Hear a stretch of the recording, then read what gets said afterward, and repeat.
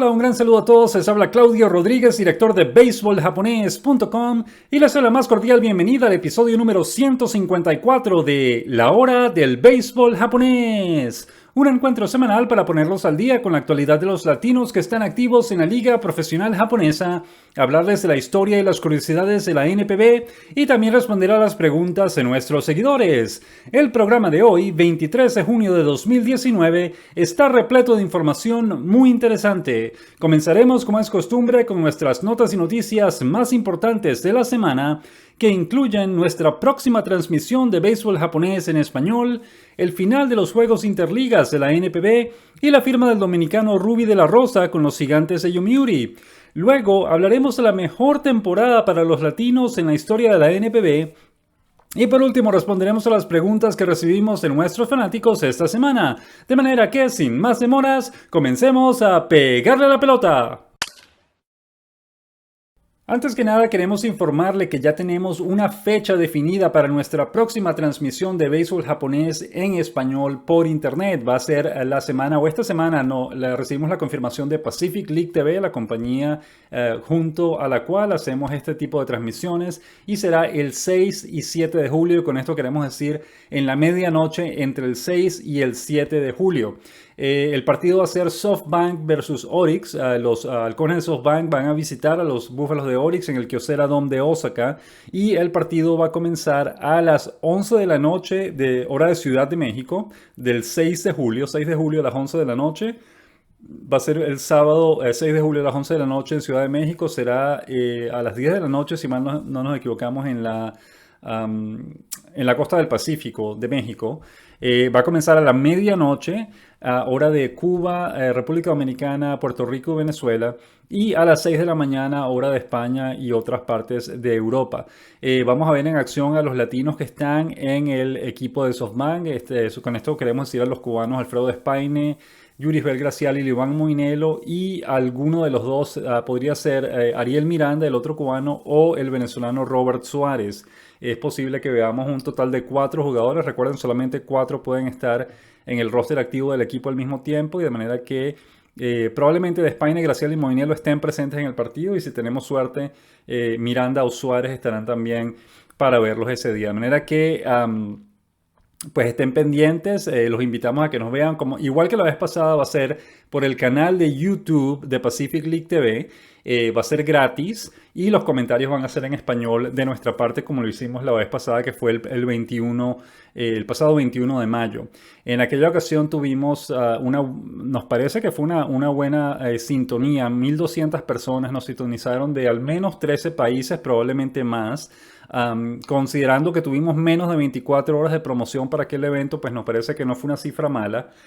Vamos a ver, en esta ocasión pues estamos promocionando con mucha mayor antelación, y la idea es que ese número crezca mucho más. Pues recuerden, mientras más audiencia tengamos, mejores serán las posibilidades de que podamos repetir este tipo de transmisiones en el futuro, de manera que les pedimos todo su apoyo. Por favor, corran la voz.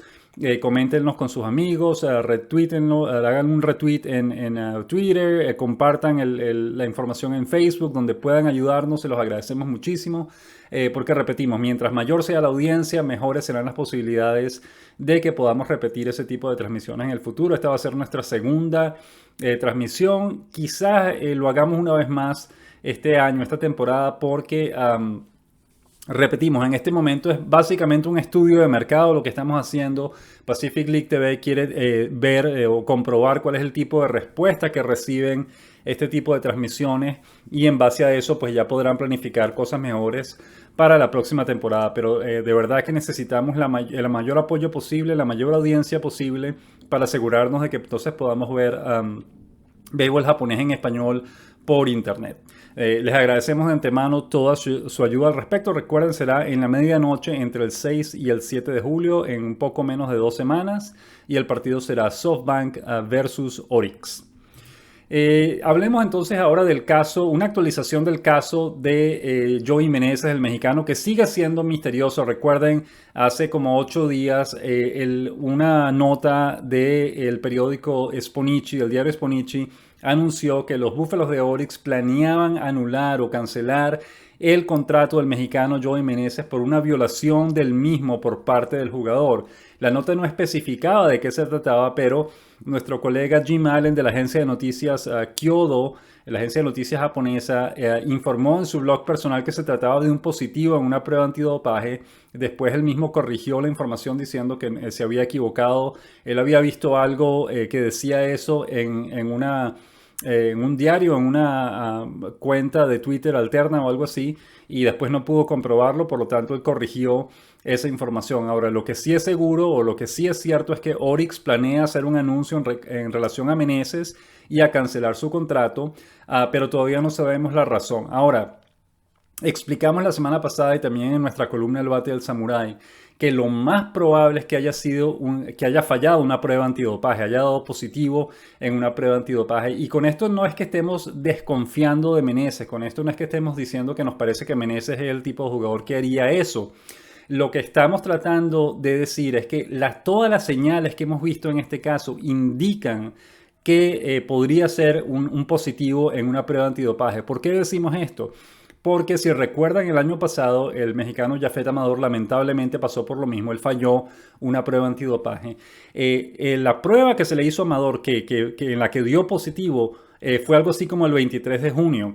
La liga, la NPB, no anunció la suspensión de Amador y no anunció el que había dado positivo sino hasta el 9 de agosto, casi un mes y medio después.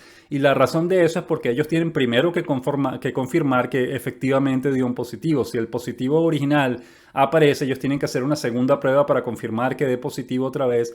Una vez que confirmen el positivo en la segunda prueba, tienen que sentarse a hablar con el jugador y pedirle una explicación de qué fue lo que ocurrió. Y dependiendo de eso y de la investigación que ellos hagan, una vez que confirmen que quedaron aclaradas todo tipo de dudas y se confirmó que fue un positivo, entonces en ese momento es que anuncian el positivo. En el caso de Meneses, obviamente Orix no quería que el diario Sponichi dijera nada al respecto, pero de alguna manera se coló la información. El diario Sponichi lo mencionó. Nosotros contactamos directamente al equipo de Orix. El equipo de Orix confirmó que ellos van a hacer un anuncio con respecto a Meneses, pero todavía no lo han hecho. Y el hecho de que todavía no lo hayan hecho nos hace pensar, tal cual como ocurrió el año pasado con Amador, que se trata de un positivo. Y la razón de este pensamiento, de esta deducción que estamos haciendo, es que como ocurrió el año pasado con Amador, el equipo tiene que esperar que la liga primero haga el anuncio de que el jugador dio positivo y anuncie qué tipo de sanción le van a imponer al jugador, y después es el equipo el que dice o el que anuncia qué tipo de medidas va a tomar al respecto. Y nos parece que la única razón, puede que estemos equivocados, pero desde nuestro punto de vista, la única razón por la cual Orix todavía no ha anunciado lo que ocurrió con Meneses, después de que ya todo el mundo se enteró gracias al diario Sponichi, la única razón por la cual Orix sigue esperando para hacer su anuncio es porque probablemente están esperando que la NPB haga el anuncio primero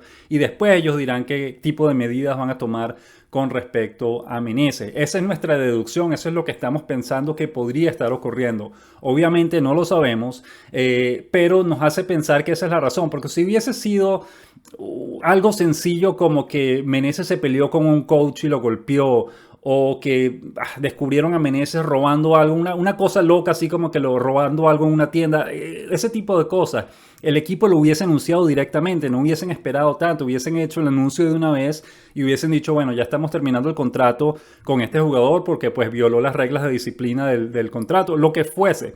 Pero en ese caso el equipo ya lo hubiese anunciado, el equipo no estuviese esperando nada para hacer el anuncio, lo hubiesen dicho directamente y hubiesen dicho, mira, estamos eliminando el contrato de Meneses porque él hizo esto o aquello. O imagínense que hubiese sido algo así como que utilizó un pasaporte falso o un documento de identidad falso para firmar su contrato, algo por el estilo. El equipo lo hubiese anunciado directamente, el equipo no estuviese esperando nada. La única razón que se nos ocurre por la cual el equipo debe estar esperando es porque probablemente están esperando que la NPB haga su anuncio primero para después ellos hacer el anuncio con respecto al jugador. Eso es lo que se nos ocurre hasta el momento. De resto, realmente no podemos pensar en una razón válida para que el equipo esté esperando tanto para hacer el anuncio después de que la información ya se coló en la prensa. Estaremos pendientes, esperemos que lo anuncien pronto y como nos escribió un aficionado, esperemos que la explicación sea coherente y sea válida, porque después de tanto escándalo por lo que ocurrió, si no es una explicación coherente, una explicación válida, una explicación convincente, pues el equipo es el que va a quedar mal. Pero bueno, seguimos lamentablemente a la espera, todavía no sabemos qué ocurrió, pero obviamente, y esto también nos lo escribió otro fanático, ya lo vamos a mencionar más adelante, tiene que haber sido algo grave. Si no hubiese sido algo grave, el equipo no estuviese hablando de anular el contrato. Tiene que haber sido algo realmente grave para que el equipo esté pensando que ya tenemos que cortar el contrato de este jugador porque esto no lo podemos aceptar. De manera que, repetimos, nuestra intuición nos dice que, y las señales que vemos, las características de este caso, tal cual como las vemos, nos indican que se trata de un positivo en una prueba antidopaje. Estaremos pendientes y tan pronto sepamos algo lo vamos a estar compartiendo en nuestras cuentas, en las redes sociales, Twitter, Facebook, en nuestra página beisboljaponés.com, de manera que estén pendientes. Tan pronto como sepamos algo, se los vamos a comunicar, lo vamos a compartir con todos ustedes. Hablemos ahora del final de los Juegos Interligas de la NPB, la edición número 15 de los Juegos Interligas, y no hubo ningún tipo de sorpresas. Todo lo que siempre ocurre en los Juegos Interligas volvió a ocurrir en esta ocasión. Los halcones de SoftBank volvieron a ganar el título de los Juegos Interligas por octava vez no consecutiva, pero por octava vez en total. Y estamos hablando de una octava vez en 15 ediciones. Eso quiere decir que más de la mitad de las ediciones que se han disputado las ha ganado SoftBank. Y es por mucha ventaja el equipo más exitoso en los Juegos Interligas, en la historia de los Juegos Interligas de la NPB. Los Gigantes de Yomiuri siguen en el segundo lugar con 2 títulos, igual que los Marinos de Lotte. Y luego los luchadores Nippon Ham, los Búfalos de Orix y las Golondrinas de Yakult tienen un título cada uno. Todos los demás los ha ganado SoftBank. ¿Qué otra cosa ocurrió otra vez? Que la Liga del Pacífico volvió a superar y por clara ventaja a la Liga Central en victorias. Y ya lo ha hecho en 14 de las 15 ediciones de los Juegos Interligas. Imagínense el dominio total y absoluto que está mostrando la Liga del Pacífico, que como lo hemos mencionado en otras ocasiones, se trata simplemente de que la Liga del Pacífico juega un mejor béisbol que la Liga Central. Tiene más armas, tiene equipos mejores desarrollados, etc. Es decir, un juego en general mejor, de mejor calidad, más inteligente, más competitivo que el béisbol que se juega en la Liga Central. En este caso, la Liga del Pacífico sumó 57 victorias contra 45 de la Liga Central. Todavía quedan 2 partidos por disputarse que fueron suspendidos por lluvia y se van a disputar mañana lunes, pero ya está decidido el campeón, que repetimos, fueron los Halcones de SoftBank una vez más, y los partidos de mañana simplemente son para culminar el calendario. No tienen ningún tipo de importancia en términos de determinar al ganador o en términos de determinar cuál de las 2 ligas termina con mejores victorias. Lo peor que puede pasar para la liga, o lo mejor que podría pasar para la Liga Central, es que ganen esos 2 partidos y entonces la serie termine 57-47 y todavía así serían 10 victorias de ventaja para la Liga del Pacífico. De manera que, repetimos, pase lo que pase, los 2 juegos de mañana va a ser intrascendente para los Juegos Interligas.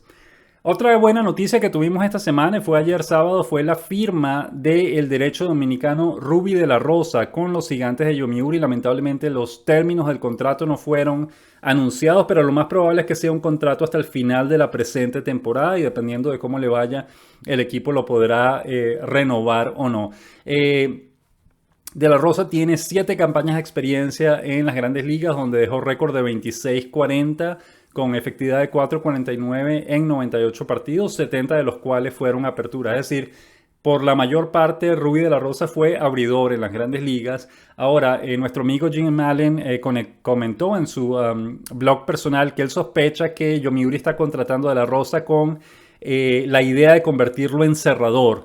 Y eso lo decimos porque el cerrador que estaba utilizando el equipo a principios de año, el norteamericano Ryan Cook, se lesionó. Recién ahora acaba de regresar, pero estuvo lesionado como por un mes. Y la otra opción que tenían era el canadiense Scott Matheson, que tiene ya como 8 o 9 temporadas con el equipo, pero lamentablemente ha estado lesionado este año y no ha podido jugar. Jugó como 1 o 2 partidos y le hicieron carreras y ya lo volvieron a sacar. De manera que el equipo necesita un cerrador de confianza y probablemente la idea detrás de la contratación de Rubí de la Rosa sea precisamente convertirlo en cerrador, al menos por el momento, cerrador del equipo. Le deseamos obviamente las mejores de las suertes, esperemos que pueda debutar pronto, pero ya anunciaron ayer sábado pues la contratación, la firma del del dominicano Rubí de la Rosa con los Gigantes de Yomiuri. Hablemos ahora de los jonroneros latinos, porque el cubano Dayan Viciedo conectó un jonrón esta semana y con eso llegó a 10. Y por lo tanto ya tenemos 6 jugadores latinos esta temporada con 10 o más jonrones. El puertorriqueño Neftalí Soto tiene 22, es el líder de la categoría entre los hispanos. Le sigue el dominicano Xavier Batista con 18, el cubano Alfredo Espaine con 17, el también cubano, Yurisbel Gracial con 16, el venezolano José Celestino López con 13 y el cubano Dayan Viciedo con 10, que conectó su 10º jonrón esta semana. De manera que, pues fantástico, 6 latinos con 10 o más jonrones, a ver cuántos de ellos pueden llegar a los 20. Y por lo menos Batista, Espaine y Gracial ya están a la vuelta de la esquina de los 20 jonrones. Habrá que esperar si Viciedo y López pueden llegar a los 20 jonrones también, pero en términos generales, pues estamos en muy buena forma y pues los latinos están figurando en términos de jonrones una vez más esta temporada en la NPB. Otra cosa bien importante y bien bonita que tuvimos esta semana fue que vimos a 3 latinos terminar, bueno, no todos terminaron líderes esta semana, pero tuvimos 3 latinos líderes en un momento de esta semana en sus respectivas categorías. El puertorriqueño Neftalí Soto se había convertido en colíder de jonrones de la Liga Central, pero hoy domingo pegó otro jonrón. En este momento Soto es líder absoluto de jonrones de la Liga Central con 22. El dominicano Rafael Dolis igualó el liderato de salvados de la Liga Central de esta semana con 14, pero hoy domingo Yasuaki Yamazaki de las Estrellas de Adena sumó un salvado más y llegó a 15, por lo tanto Dolis bajó al segundo puesto. Sin embargo, por unos días fue el colíder de salvados de la Liga Central. Y el dominicano Joely Rodríguez se convirtió en el líder absoluto de hold points. Recuerden, esa es la estadística en Japón que determina el mejor relevista de la temporada, el mejor relevista intermedio de la temporada en sus respectivas ligas. El hold points es básicamente los juegos aguantados, los holds, más las victorias como relevista de ese lanzador en particular. Se suman ambos totales y se llegan al total de hold points. En este caso, Joely Rodríguez tiene 22 y es el líder, se mantiene como el líder absoluto de la Liga Central en ese departamento. Hablemos ahora de los latinos más destacados de la semana. Tuvimos varios. El puertorriqueño Neftalí Soto conectó 3 jonrones. Su promedio estuvo un poco bajo, 2.61, pero conectó 3 jonrones, empujó 6 carreras y anotó 6 carreras también. Una gran semana para Soto. El cubano Dayan Viciedo tuvo una semana fantástica. Batió para 417 con un jonrón, 7 carreras empujadas y 2 anotadas. El venezolano José Celestino López también tuvo un promedio bajo, 2.38, pero pegó un jonrón, empujó 5 carreras y anotó 3 esta semana. El cubano Yurisbel Gracial también le fue muy bien, batió para 409 esta semana con un jonrón, 6 carreras anotadas, si bien solo remolcó una. Y finalmente el dominicano Jeffrey Marté batió para 333 con 5 empujadas y un doble, no conectó jonrones, pero empujó 5 carreras y tuvo un buen promedio esta semana. Esos fueron los latinos, de los jugadores de posición latinos más destacados de esta semana. Y hablemos ahora de los abridores latinos, los que tuvieron una mejor semana en la NPB. El dominicano Enny Romero ganó 2 partidos, de hecho, esta semana. Abrió primero el pasado lunes 17 de junio, lanzó 7 entradas completas, permitió solo 4 hits, un jonrón, 4 carreras, ponchó a 11, otorgó 4 boletos y ganó. Por lo tanto, su récord quedó en 4-5 en ese momento y su efectividad bajó a 3.25, subió en ese caso a 3.25. El miércoles de esta semana, el venezolano Robert Suárez fue el abridor de los Halcones de SoftBank. Lanzó 4 entradas completas, permitió 6 hits, un jonrón, 3 carreras, ponchó a 3, no otorgó boletos y lamentablemente perdió, de manera que su récord está en 0-3, si bien su efectividad bajó a 11.32. El viernes fue el turno del dominicano Christopher Mercedes, que lanzó el viernes 21 de junio, que lanzó 5 entradas y 2 tercios, permitió 6 hits, un jonrón, 3 carreras, 5 ponches, un boleto, perdió lamentablemente su salida, de manera que quedó con récord de 5-4 y su efectividad subió a 3.67, pero aún así se mantiene como el noveno mejor lanzador de esa categoría en la Liga Central. Hoy domingo el dominicano Andy Romero volvió a lanzar 6 entradas completas, permitió 4 hits, un jonrón, 3 carreras, 7 ponches, 3 boletos, ganó su partido, segundo partido ganado de esta semana, dejó su récord en 5-5 y subió su efectividad a 3.36. Y finalmente hoy domingo 23 de junio el cubano Onelki García lanzó 5 entradas y un tercio, permitió 9 hits, 7 carreras, 5 de ellas fueron limpias, 3 ponches y un boleto. Perdió su tercer partido de la temporada, por lo tanto su récord está en 2-3 y su efectividad bajó a 6.64. Estos fueron los 4 abridores que vieron acción esta semana, 5 en total porque Romero lanzó 2 veces o abrió 2 veces esta semana. Pasemos ahora a la siguiente sección del programa de hoy. Las noticias de la semana.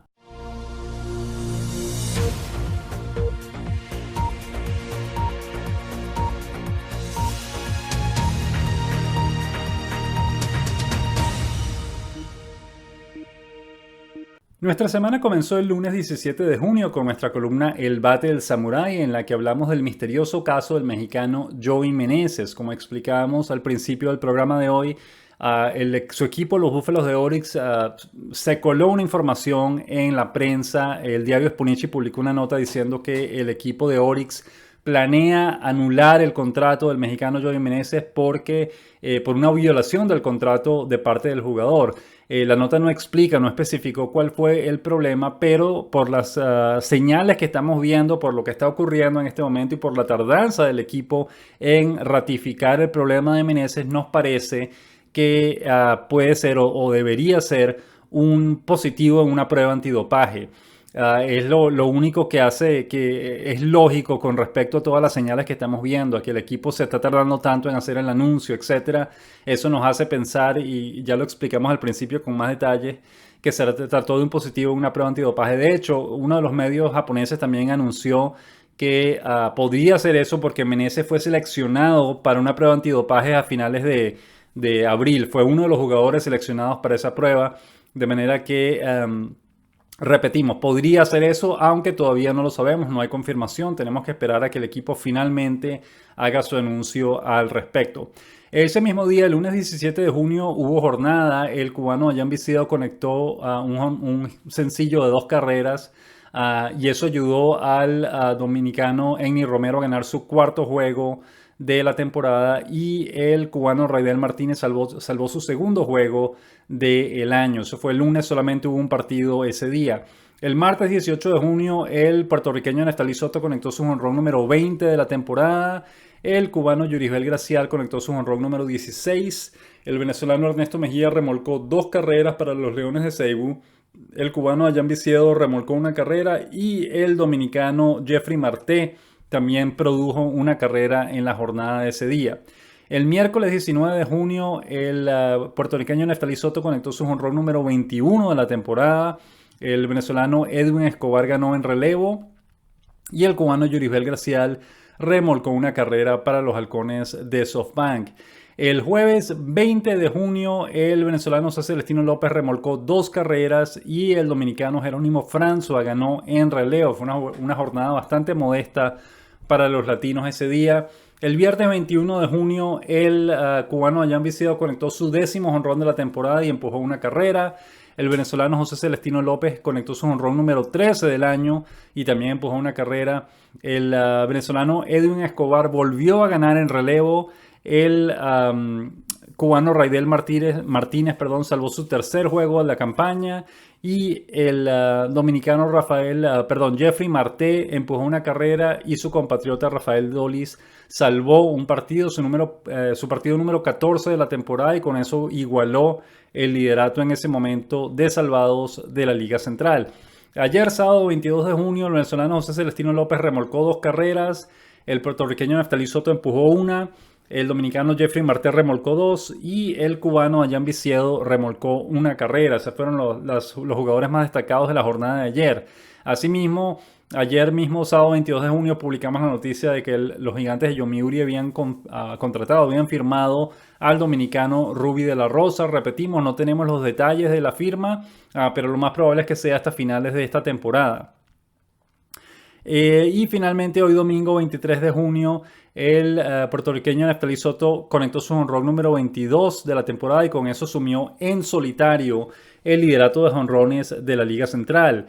El dominicano Enny Romero ganó su quinto juego de la temporada, el cubano Adrián Viciedo remolcó 2 carreras, el dominicano Jeffrey Marte también empujó una carrera y el cubano Yuribel Gracial se fue de 4-4 con 4 sencillos y una anotada para los halcones de SoftBank en la jornada de hoy. Una jornada también muy productiva para los latinos en la NPB. Pasemos ahora a la siguiente sección del programa de hoy, conociendo al béisbol japonés. Esta semana en Conociendo el Béisbol Japonés queremos hablar de la mejor campaña de los latinos en la historia de la NPB y esto lo decimos en relación a lo que ocurrió esta semana, que vimos a 3 jugadores latinos en 3 lideratos distintos. Estábamos hablando de el puertorriqueño Neftali Soto, que es el actual líder de jonrones en la Liga Central con 22, el dominicano Joely Rodríguez, que es el líder de hold points. Esa es la estadística que determina los mejores relevistas intermedios de la NPB cada año y Rodríguez está liderando esa categoría con 22 hold points en la Liga Central. Y también el dominicano Rafael Dolis igualó el liderato de salvados de la Liga Central esta campaña con su número 14. Sin embargo, hoy domingo Yasuaki Yamazaki de las Estrellas de Adena salvó un partido más, por lo tanto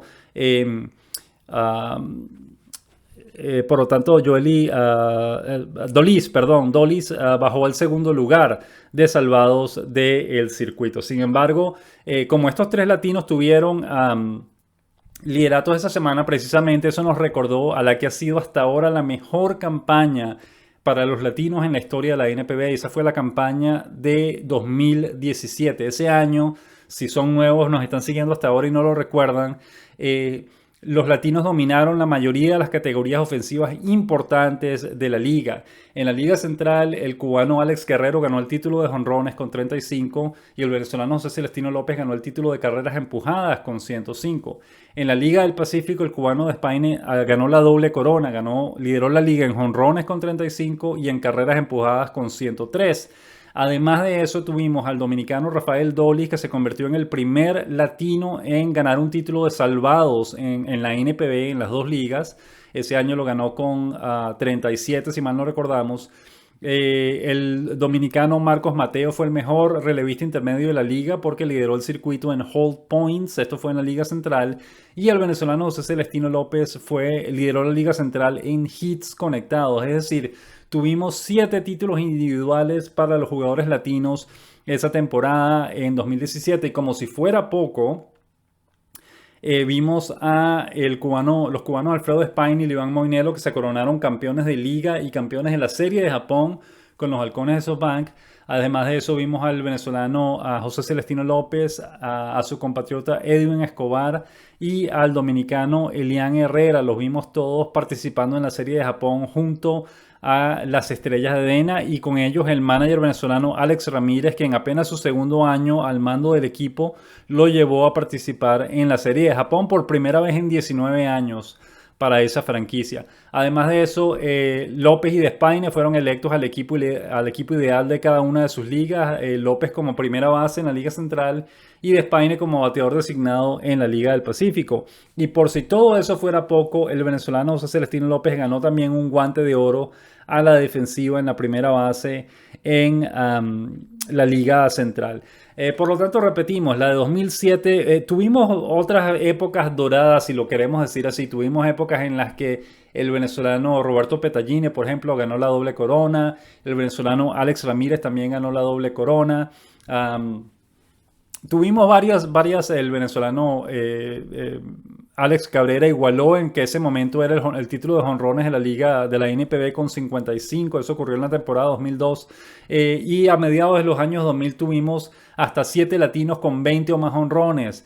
De manera que tuvimos temporadas muy fructíferas, muy exitosas para los latinos en años anteriores, pero sin duda alguna la campaña de 2017 ha sido hasta ahora la más exitosa de la historia de los latinos en la NPB y lo repetimos, dominaron los títulos de jonrones y títulos de carreras empujadas en ambas ligas y encima de eso tuvimos al primer líder salvador latino en Rafael Dolis, tuvimos un relevista intermedio latino, el dominicano Marcos Mateo y también tuvimos el venezolano José Celestino López, que fue el líder de hits de la Liga Central. Además ganó el Guante de Oro, tuvimos dos latinos electos al equipo ideal de la temporada, etcétera, etcétera. Fue una temporada realmente inolvidable, muy exitosa para los jugadores latinos en la NPB y además que culminó con una muy buena serie de Japón en la que los halcones de SoftBank derrotaron 4-2 a las Estrellas de DeNA y los cubanos Alfredo España y Iván Moinelo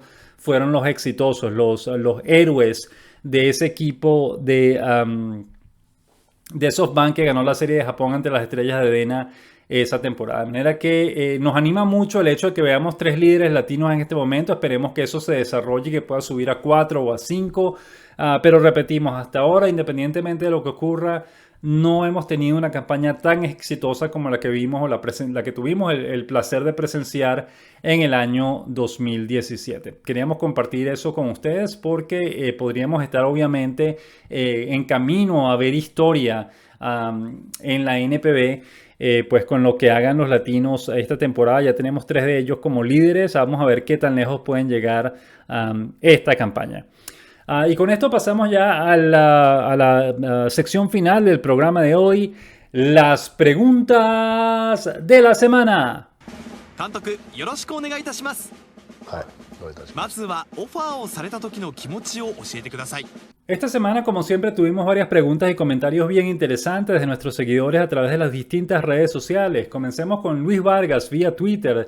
Nos pregunta, ¿se sabe algo del entramado de Joey Meneses? No, Luis, lamentablemente no tenemos nuevas noticias acerca de lo que está ocurriendo con Meneses. Esperemos que lo anuncien pronto, pero hasta el momento no tenemos noticias de su caso. Luego Luis Vargas nos dice también, Masahiro Tanaka de los Yankees de Nueva York culminó un partido completo contra Tampa Bay logrando una blanqueada. Los medios de Japón echan humo con toda seguridad. Muchísimas felicidades.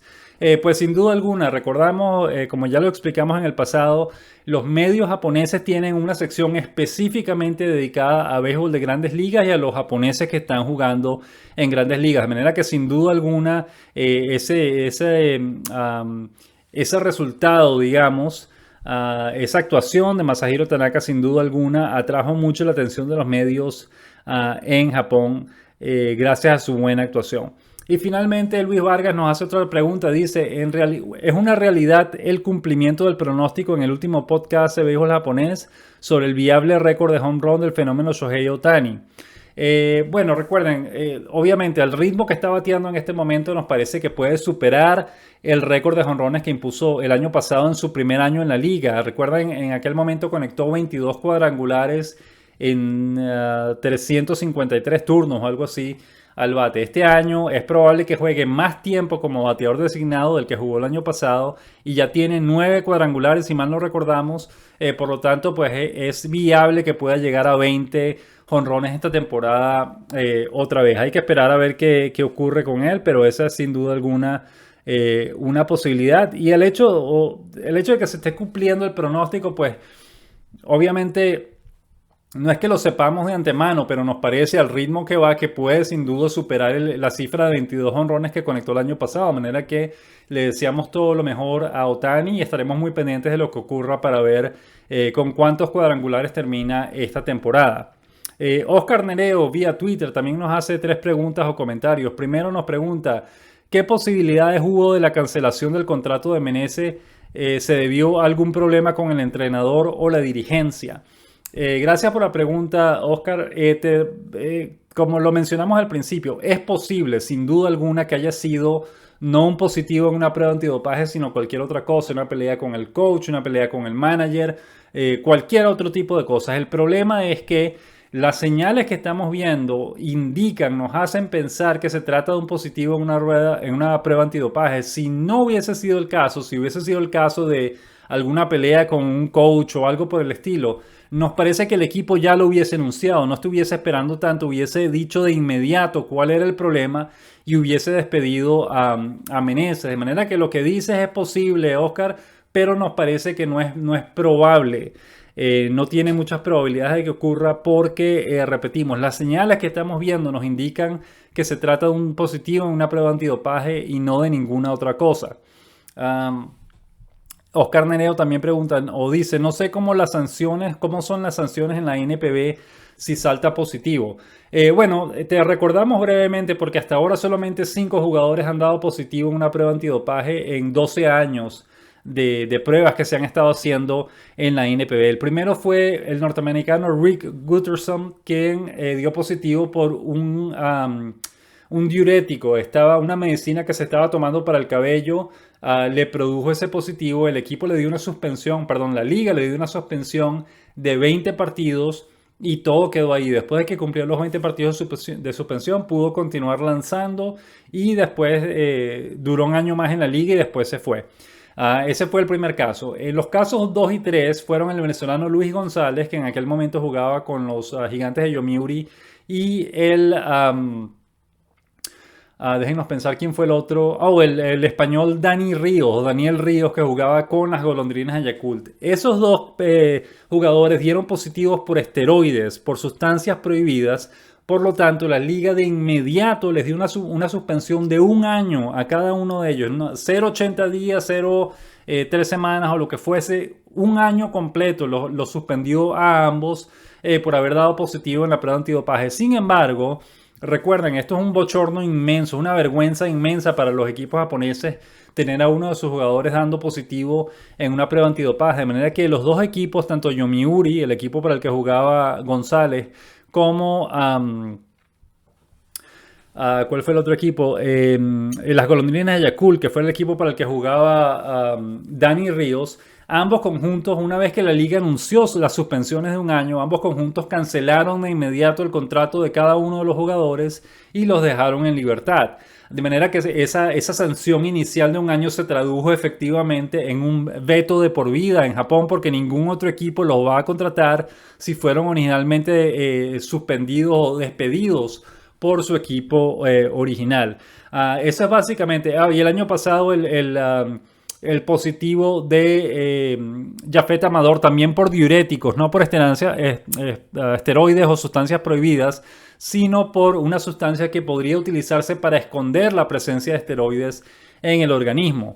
En este caso, la liga subió su suspensión de los 20 días que le dio a Gutterson originalmente a 6 meses en el caso de Amador.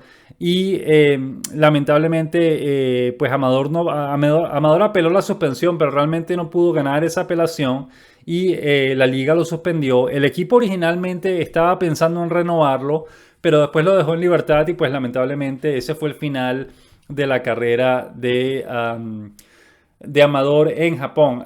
Perdón, se nos olvidaba mencionar, un japonés dio positivo también, Hirokazu Ibata, un veterano muy respetado de los Dragones de Chunichi. Pero en su caso no fue por culpa suya, sino por culpa de que su equipo no pidió el permiso necesario porque él estaba tomando unas medicinas para su corazón o algo así y esas medicinas contenían la sustancia que estaba prohibida. De manera que en el caso de Ibata ni siquiera hubo una suspensión ni nada por el estilo y la liga no castigó al jugador, la liga castigó al equipo porque es responsabilidad del equipo pedir el permiso para que el jugador pueda tomar esa medicina. De manera que esa es la historia de los positivos en la NPB en pruebas antidopaje. En el caso de Meneses, si efectivamente se trata de un positivo en una prueba antidopaje, como sospechamos, habrá que ver por qué sustancia dio positivo, si se trata de un esteroide anabólico, de una hormona de crecimiento humano, o si se trata, como en el caso de Amador, de una sustancia que podría esconder la presencia de esteroides y otras sustancias prohibidas en el organismo del jugador. Esa es básicamente la política antidopaje en Japón, que obviamente es más estricta, más dura que la política antidopaje de las grandes ligas. Y también otra cosa que no se menciona mucho, pero que vale recordar, que en Japón la lista de sustancias prohibidas es mucho mayor a la lista que se utiliza en las grandes ligas. Eso quiere decir que los jugadores pueden dar positivo por muchas razones en comparación a los positivos que se ven en las grandes ligas. Eso se trata, o hasta ahora esa ha sido la historia de las sanciones y cómo funciona el programa antidopaje de la NPB, que era la otra pregunta de Oscar Nereo. ¿Qué otra cosa hay que mencionar? Otra diferencia con las grandes ligas es que en las grandes ligas también se hacen pruebas de sangre y pruebas de orina. Se hacen dos cosas al mismo tiempo. En Japón solamente se hacen las pruebas de orina, pero eso tiene que ver con el sentido de que realmente estamos hablando de 5 positivos, quizás 6 si confirman el positivo de Meneses, en un total de 13 años que tiene la liga haciendo pruebas antidopaje. Pues estamos hablando de algo muy de un número muy pequeño de jugadores que han dado positivos para militar controles más estrictos de las pruebas y de todo lo que se está haciendo con los jugadores en Japón. De manera que el programa se mantiene simplemente con pruebas de orina, no utilizan las pruebas de sangre como sí lo hacen en las grandes ligas.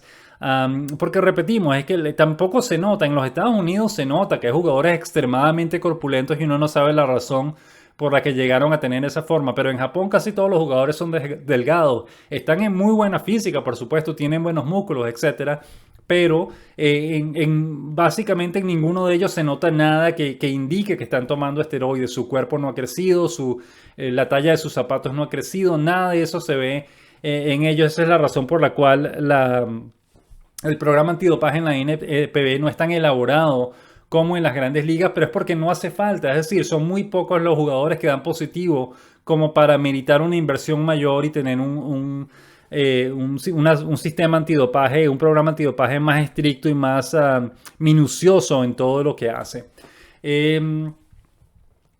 Oscar Nereo también nos pregunta, lo importante es que Orix sea, o nos dice, lo importante es que Orix sea claro a la hora de explicar y que no den explicación a medias. Esto es en relación al caso de Joey Meneses. Estamos totalmente de acuerdo, Oscar. Eso es precisamente lo que todos estamos esperando, que el equipo de Orix finalmente dé su explicación acerca de lo que ocurrió con Meneses, y estamos cruzando los dedos para que sea una explicación clara, para que aclare todas las dudas que podamos tener en relación a ese misterioso caso de Meneses. Igor nos escribe vía Twitter, dice, el caso de Meneses es una pena, nosotros contábamos con él para los entrenamientos primaverales y que podría ser la clave para mejorar la ofensiva del equipo este año, pero lamentablemente pues ocurrió esto y no lo van a despedir del equipo. Él dice que él piensa que la gerencia del equipo hizo un buen trabajo para contratar a Meneses durante el invierno, y por eso es que es una pena pues que el jugador no haya respondido de la manera que todos pensábamos o todos deseábamos que hubiese respondido. Mauro vía Twitter dice, qué interesante tema, estamos hablando otra vez del caso de Meneses. Por el bien del jugador, ojalá que no sea algo que le afecte el futuro. Pues estamos de acuerdo, Mauro, esperemos que no sea nada grave, pero repetimos, al mismo tiempo sospechamos que sí lo es, porque si no el equipo no estuviese hablando de anular su contrato, lo hubiese anunciado directamente algún tipo de multa para él, y todo se hubiese quedado ahí, la liga no se hubiese metido en lo que está ocurriendo. La cuenta Carson 2000 vía Twitter dice, hay mucha especulación, es mejor esperar al informe oficial del club. Gracias por el comentario. Simplemente lo que estamos haciendo, no estamos tratando de especular, simplemente lo que estamos haciendo es tratando de deducir qué es lo que está ocurriendo en el caso de Meneses, basadas en las señales, en las características, en las cosas que hemos visto que han estado ocurriendo en la liga en los últimos días. No estamos tratando de adivinar o de decir cosas por decirlas, estamos básicamente estudiando lo que ha ocurrido en el pasado en casos similares y tratando de aplicarlo al presente para tratar de encontrar una explicación a lo que ha ocurrido con Meneses, que sigue siendo un misterio porque el club no ha anunciado nada y estamos todos pendientes de lo que podría ser o de lo que ocurrió en su caso. De manera que repetimos, no estamos especulando, estamos simplemente haciendo un ejercicio de deducción para tratar de localizar o identificar la razón por la cual el equipo lo quiere dejar en libertad. Ginoblis vía Twitter dice: en la Liga Mexicana terminó la primera mitad de la temporada y Yasutomo Kubo es el líder de ponches con 83 y fue invitado al Juego de Estrellas como relevista en la zona sur. A pesar del récord negativo de 4 victorias y 6 derrotas, es el único de los 4 japoneses en la liga que fue invitado al Juego de las Estrellas. De manera que fantástico, es decir, ¿no? Gracias por el dato, Ginobili. Nos parece sensacional que Kubo y también Sho Aranami, que están ahí, estén rindiendo bien en la Liga Mexicana. De hecho, hemos visto que los medios japoneses le están prestando atención a ambos y pues les deseamos lo mejor, que puedan continuar jugando en México si es posible en el futuro.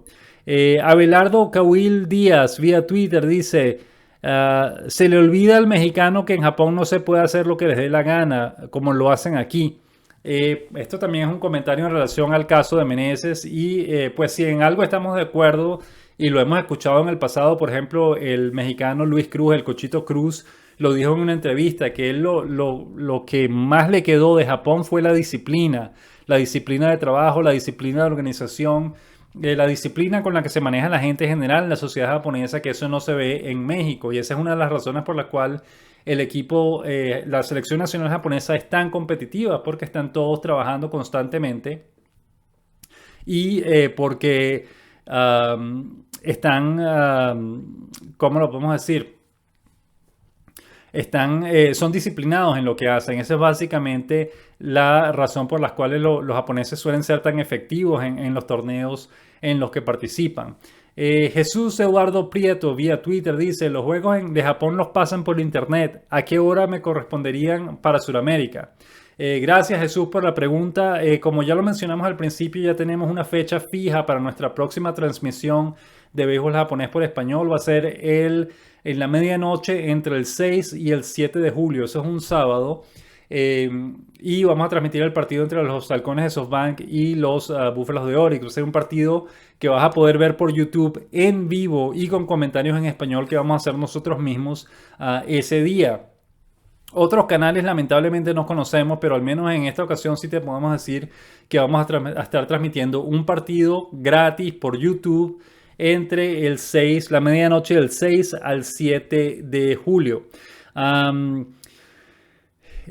qué hora corresponderían en Sudamérica? Pues serían probablemente, dependiendo de donde estés, podría ser a la 1 de la mañana, a las 12 de la noche o a las 11 de la noche. Cualquiera de esas horas, dependiendo del país de Sudamérica en el que te encuentres, podrías ver el partido. Y repetimos, lo puedes ver gratis a través de YouTube. Josué vía Twitter nos dice: me imagino que corren la voz sobre eso a otras ligas asiáticas como la coreana. ¿Qué hacen en Japón cuando sucede algo así? Estamos hablando otra vez de la sanción o de la posible sanción o anulación del contrato del mexicano Joey Meneses. No sabemos si la voz corre tan rápido, pero es probable que las ligas, las otras dos ligas asiáticas de importancia, la Liga de Taiwán y la Liga de Corea del Sur, es probable que estén al tanto, que escuchen lo que esté ocurriendo aquí en Japón, pues porque obviamente ningún otro equipo quiere contratar a un jugador que haya sido despedido de la liga japonesa. Fan Charro vía Twitter dice: puf, qué mal andamos por estos lares en relación al problema del mexicano Joey Meneses. Y lamentablemente sí, esta temporada comenzó con muchísimas promesas para los jugadores mexicanos en Japón. Cristian Villanueva firmó con los Gigantes de Yomiuri, Joey Meneses firmó con los Búfalos de Orix y Efren Navarro renovó con los Tigres de Hanshin. Navarro lamentablemente está en la banca en este momento porque no hay cupos suficientes para extranjeros en el roster de su equipo, pero Villanueva lamentablemente no le está yendo bien. Villanueva está bateando 2.17 apenas, tiene quizás 7 jonrones, que no es una mala cifra, pero muy pocas carreras empujadas y su promedio está por el piso, de manera que no es que se trate de una gran carrera que está teniendo Villanueva en Japón en este momento. Y lo mismo podemos decir de Fred Navarro, que está en la banca con el equipo menor de los Tigres de Hanshin, porque no hay puesto para él en el roster activo del equipo. Raúl González vía Twitter nos dice: pues estaba que no creía en nadie, es excelente ese pelotero, ojalá y no sea por doping. pues estamos hablando otra vez del caso de Meneses. Estamos igual que tú, Raúl, a la espera de más noticias y de la confirmación de qué fue lo que ocurrió. Pero sí, tienes razón, comenzó la temporada batiendo muchísimo, tanto en los entrenamientos primaverales como en el inicio de la temporada regular. Sin embargo, lamentablemente ocurrió algo que todavía no sabemos qué es. Podría ser doping, podría ser otra cosa. Y estamos esperando a que el equipo finalmente anuncie qué fue lo que ocurrió y qué tipo de sanción la tienen reservada al mexicano Joey Meneses. Fernando Ballesteros vía Twitter nos dice: falta saber si Meneses apela como lo hizo Jafet Amador, quien le ganó el caso a la liga japonesa. Gracias, Fernando, por el comentario, pero aquí debemos hacer una pequeña corrección. Jafet Amador efectivamente apeló su sanción, pero no le ganó el caso a la liga japonesa. Lo que ocurrió fue: Amador recibió una suspensión de 6 meses por haber dado positivo en una prueba antidopaje por diuréticos, por 2 sustancias distintas que aparecieron en su cuerpo, que no son esteroides ni hormonas de crecimiento humano, pero son sustancias que podrían esconder la presencia de esteroides u hormonas de crecimiento humano. La liga lo suspendió por 6 meses. Jafet Amador apeló la suspensión, diciendo que él era inocente, que no había tomado ninguna sustancia prohibida. Lo que ocurrió fue que lamentablemente Amador hizo un estudio personal por su parte con la sustancia. Él mismo tomó su prueba de orina, envió toda la información y todas las cosas a un laboratorio en Alemania que hace ese tipo de estudios y de pruebas. Lamentablemente, los resultados de ese estudio o de esa investigación propia que él estaba haciendo no estuvieron listos a tiempo, de manera que cuando llegó la fecha límite para presentar más información en relación a la apelación, Amador no pudo llegar con esa información a tiempo y por lo tanto la liga ratificó la suspensión de Amador.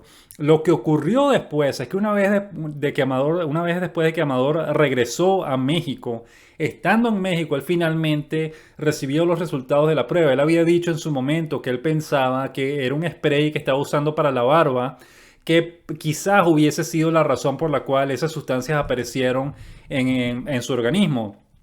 Él hizo el estudio evaluando ese spray y él comprobó que las sustancias que aparecieron en su organismo venían de ese spray que él se estaba tomando, que él estaba utilizando para su barba. De manera que él comprobó que no fue que estaba tratando de hacer trampa, que estaba tratando de batear más fuerte o lo que fuese, sino que fue un descuido de su parte y que las sustancias que aparecieron en su cuerpo venían directamente de ese spray y no de ninguna otra cosa. De manera que él probó su inocencia en el sentido de que él comprobó que él no estaba tratando de hacer trampa, sino que fue un descuido de su parte, cosa que igual merece una sanción, porque nunca ningún tipo de sustancia prohibida debería aparecer en su cuerpo, pero al menos de nuestro punto de vista nos parece que fue convincente el hecho de que él comprobó el origen de esa sustancia y que no fue una cosa desconocida o que él lo estaba haciendo de una manera escondida y no quería dejarle saber a nadie lo que había ocurrido. Él comprobó que fue lo que ocurrió. Ahora, lo que nos parece que en lo que se equivocó Amador es que él dijo todo esto en una entrevista en México después de que se había ido de Japón. Él ha debido decir toda esta información estando en Japón. Él ha debido llamar a una rueda de prensa, decir a los medios japoneses: les pido disculpas por lo que ocurrió, pero miren, esto fue lo que ocurrió, las sustancias vinieron de este spray que estaba utilizando y no de ninguna otra parte, les pido perdón, les pido disculpas, pero por favor entiendan que yo no hice trampa, que no estaba tratando de engañarlos, sino que fue un descuido de mi parte. Si Amador hubiese hecho eso en frente de los medios japoneses, pidiéndole disculpas a su equipo, pidiéndole disculpas al público, es probable que su equipo original, las Águilas de Rakuten, lo hubiesen renovado o algún otro equipo japonés lo hubiese contratado para esta temporada, pero él no lo hizo. Él, después de que regresó a México, dijo lo que ocurrió y lo dejó ahí y no hizo más nada, y nos parece que en ese sentido él se equivocó. Él ha debido ir a Japón y al menos limpiar su nombre, confirmar y explicar qué fue lo que ocurrió, decir que mira, yo comprobé de dónde vinieron esas sustancias y vinieron de este spray que estaba utilizando, les pido disculpas, etc. En Japón la disculpa llega muy lejos. Si uno se arrepiente sinceramente de lo que hizo y uno pide disculpas en frente al público en general, a los medios, que le tomen todas las fotos del mundo, etcétera, eso tiene valor para los japoneses y nos parece que Amador se equivocó en eso porque no lo hizo, y de haberlo hecho es probable que todavía estuviese jugando en Japón. Simplemente queríamos hacer esa aclaración. No es que Amador no le ganó el caso de la liga japonesa, él comprobó su inocencia, pero no lo hizo estando en Japón, y nos parece que ese fue un error de su parte. Él ha debido hacer eso en Japón para limpiar su nombre allá y para aumentar sus posibilidades de seguir jugando en esa liga. Sandro Mercado García vía Facebook nos pregunta: ¿qué sabes de la operación de Kenis Vargas? Sandro, lamentablemente no hemos escuchado nada de una operación. Sabemos que lo bajaron otra vez el equipo menor de los Marinos de Lotte. Es posible que algo sí esté ocurriendo, pero al menos la prensa japonesa no lo ha comunicado o no ha dicho nada al respecto.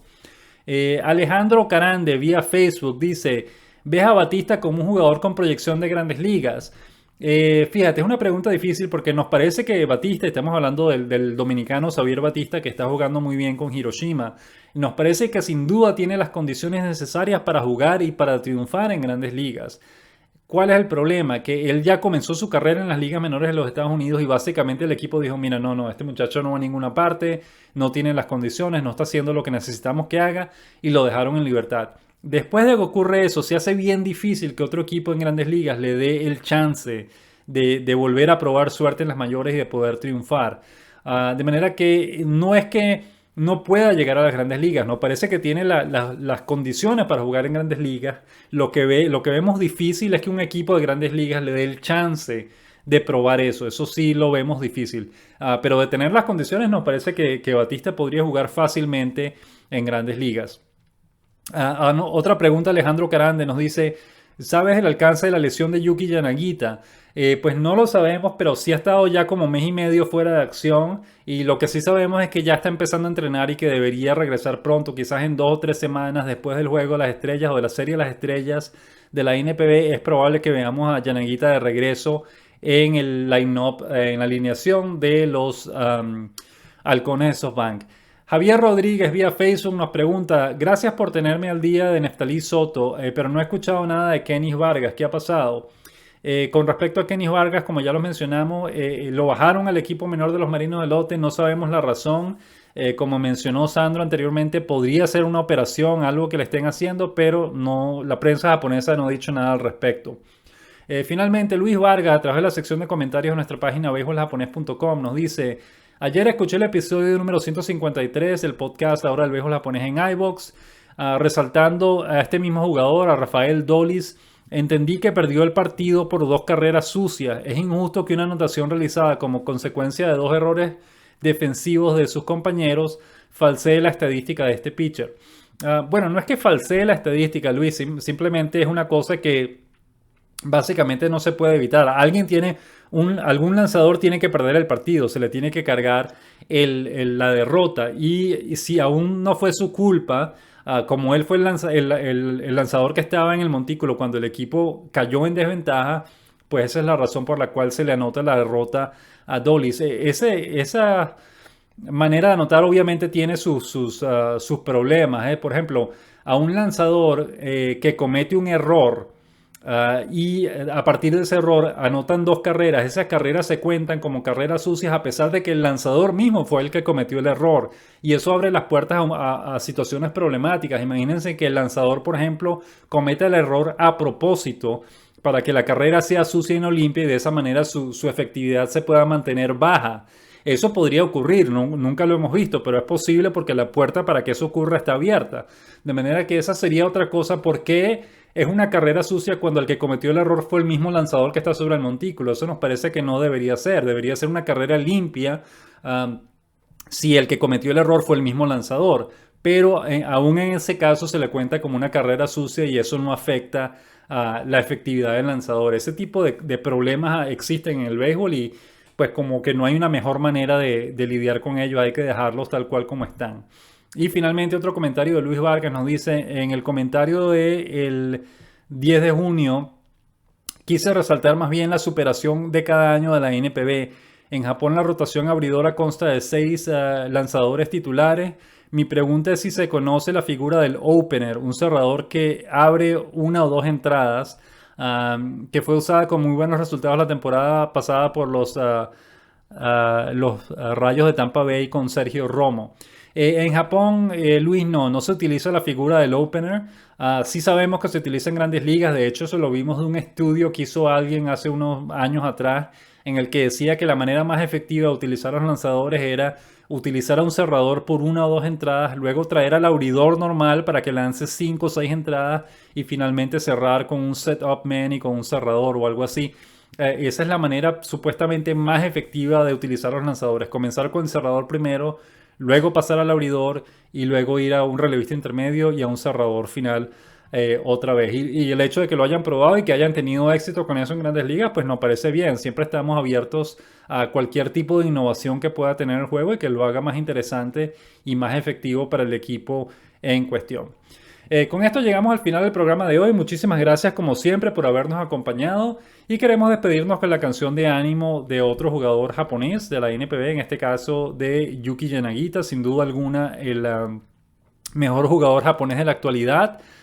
Si bien está lesionado en este momento, pero es un jugador sensacional y su canción de ánimo es bien simpática y bien pegajosa, como ocurre con otras canciones que hemos compartido con anterioridad. De manera que muchísimas gracias una vez más por habernos acompañado en el programa de hoy y nos despedimos con la canción de ánimo de Yuki Yanagita.